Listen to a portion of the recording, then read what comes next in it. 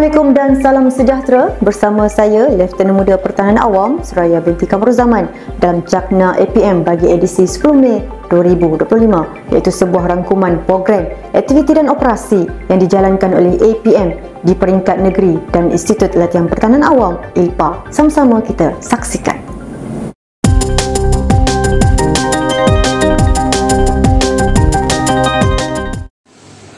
5 Mei 2025 Isnin, cawangan latihan APM Negeri Perak telah mengadakan latihan luar Civil Defence Lifeguard Challenge CDLC Siri 1 tahun 2025 bertempat di Pantai Teluk Batik, Perak.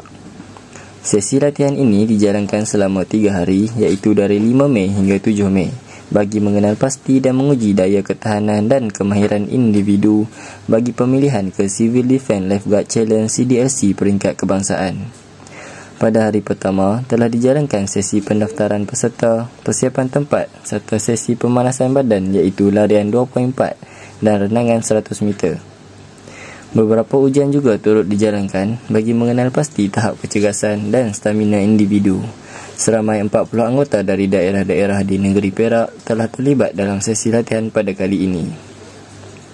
Antara jurulatih yang terlibat pada kali ini ialah Kapten Pertahanan Awam Muhammad Nur Yusri bin Muhammad Yusof, Lieutenant Pertahanan Awam Muhammad Sofian bin Ismail, Lieutenant Pertahanan Awam Muhammad Nur Isyam bin Idris, Lieutenant Pertahanan Awam Nur Azlan bin Abdul Jalil dan Lieutenant Pertahanan Awam Syed Azizul bin Syed Tarmizi.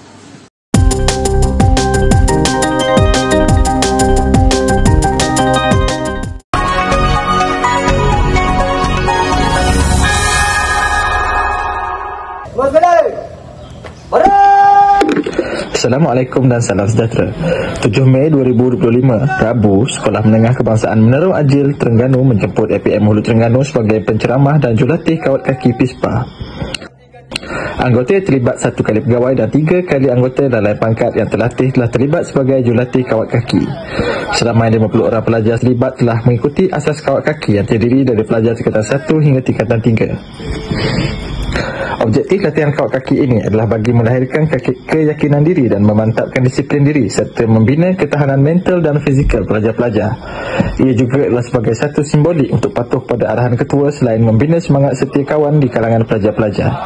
Itu saja dari Cakna APM Hulu Terengganu. Sekian, terima kasih.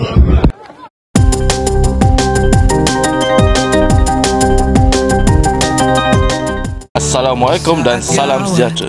Minggu ini, Alfa sekali lagi membawakan kepada anda bingkisan berita menarik bagi aktiviti sepanjang minggu ini.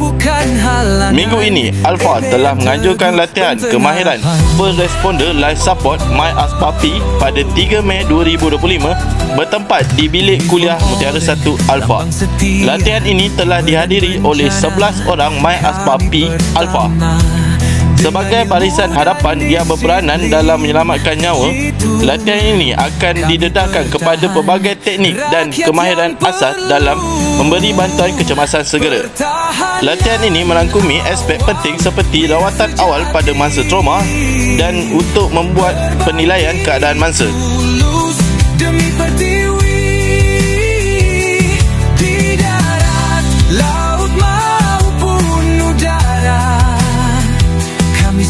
Bila negara perlu kita.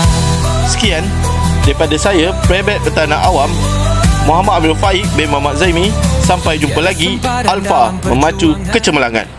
Setakat ini sahaja Cakna APM bagi edisi 10 Mei 2025. Semoga perkongsian pada hari ini dapat menambah pengetahuan anda berkenaan program, aktiviti dan operasi yang telah dijalankan oleh Angkatan Pertahanan Awam Malaysia.